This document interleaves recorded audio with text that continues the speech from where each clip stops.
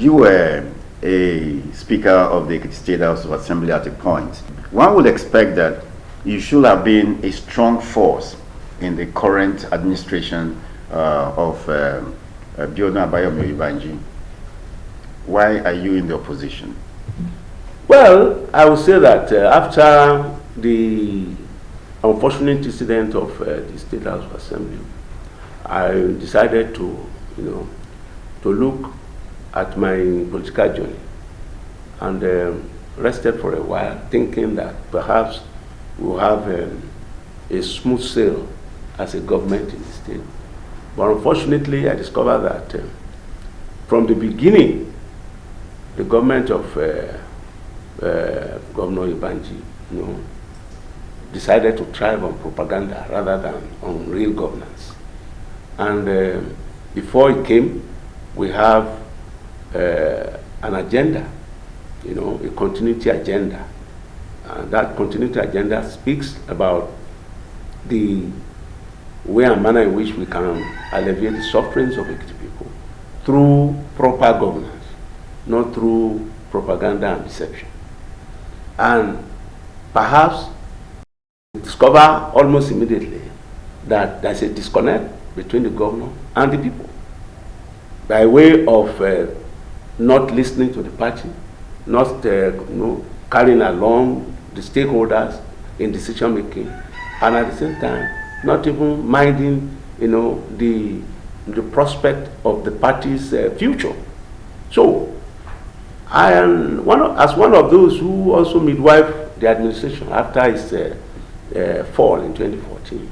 I found it very, very difficult to believe that he can suddenly change from what we earlier agreed upon by way of coming up with issues of real government. And that was why I decided after some time to stay clear and perhaps continue to see whether we can have a roundtable discussion on how best we can go ahead. But unfortunately, such opportunity did not come up.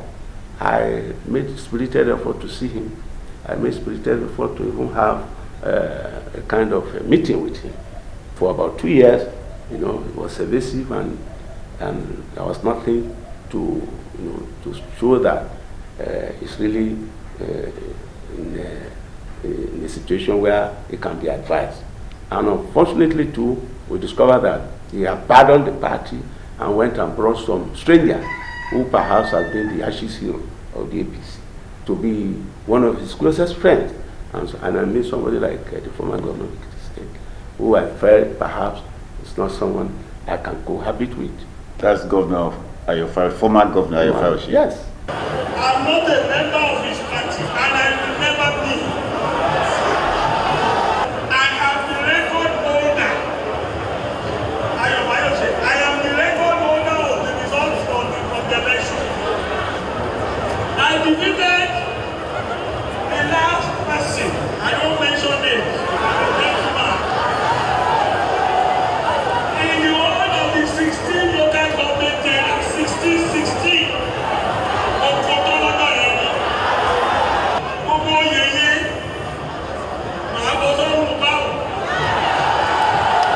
If anywhere I see such character, mingling, I detest it.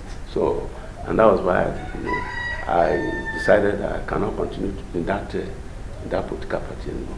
Would you say his association with the former governor, Ayofayoshi of the PDP, is major? No, it's not a major thing. I only discovered that the way and manner in which he has treated the party members who labored, who suffered, to bring about this government, really, the way manner treated them was not, was unbecoming of a leader, and that was why I dissociated myself. You use the language propaganda. Yeah. In what way has propaganda been the major focus of the Well, government? if you will agree with me, you look at the empirical,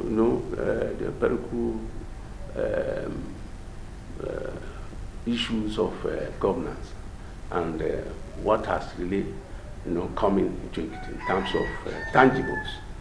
Tangibles in terms of what are those things that you can point to that he has done. A lot of people, misconstrue governance to mean when you tar road that you are building, that you have made achievement. When you did this, or perhaps you paint a hospital, that you have done well. Those are not, those are intangible things when it comes to real governance. Governance is to empower people, to be able to grow the economy. And in what way has this government done that? No way.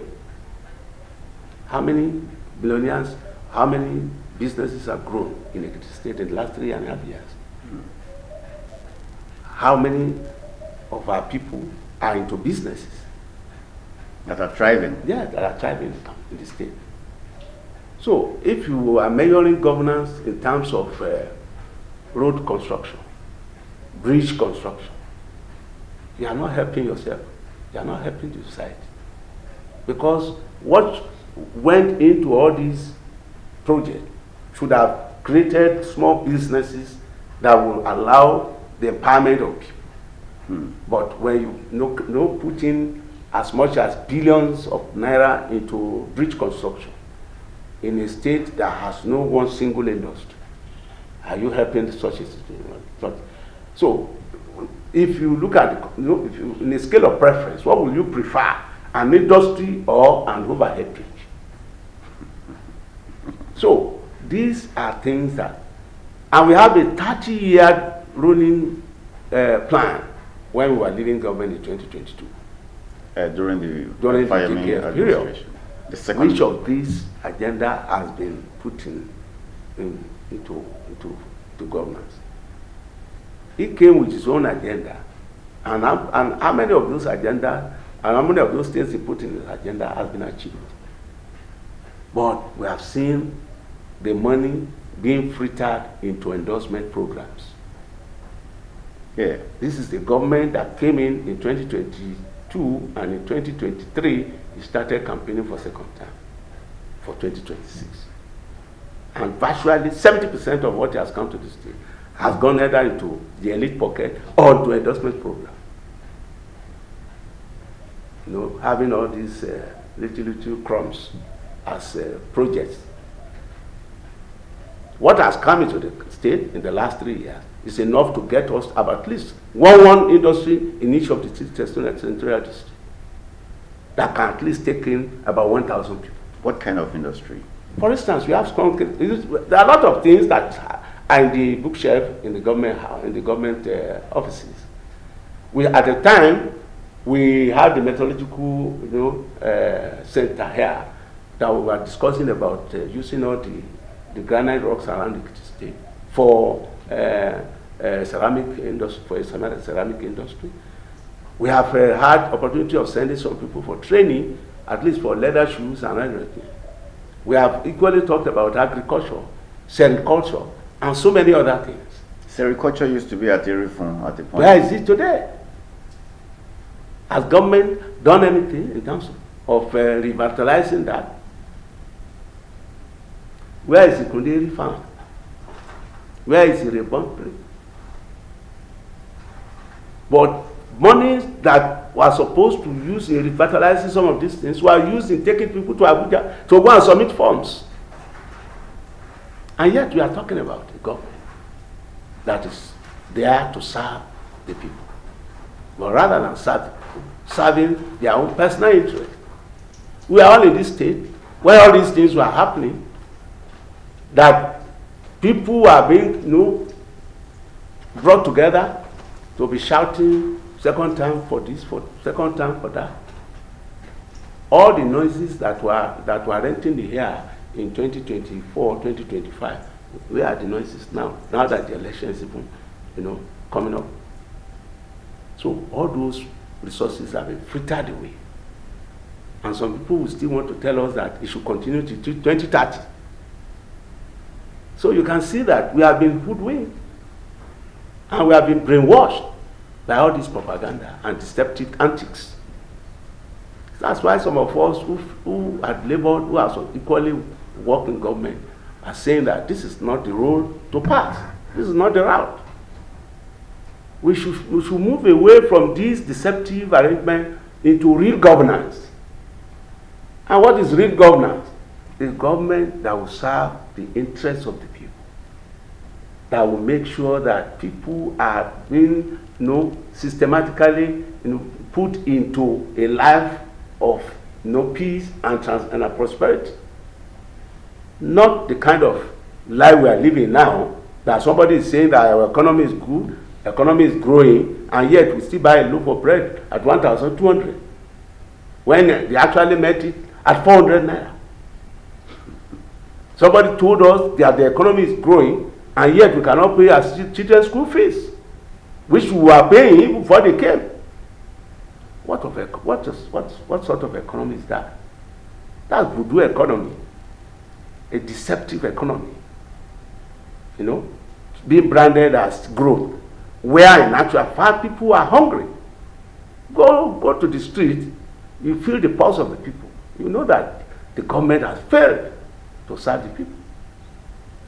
Away from all this, propaganda on the television, on the radio. Go and feel the pulse of the people. I was in government before, and I can see that this is not the best way, to approach governance.